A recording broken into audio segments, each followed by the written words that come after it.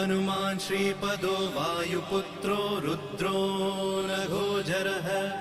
अमृत्यवीरवीरश्च ग्रामवासो जनाश्रयः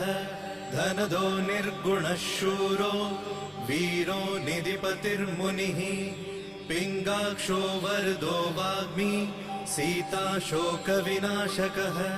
शिवः शर्वत्परो व्यक्तो व्यक्ताव्यक्तो धराधरः पिङ्गकेशः पिङ्गरोमा श्रुतिगम्यः सनातनः अनादिर्भगवान् देवो विश्वहेतुर्जनाश्रयः आरोग्यकर्ता विश्वेशो विश्वनाथो हरीश्वरः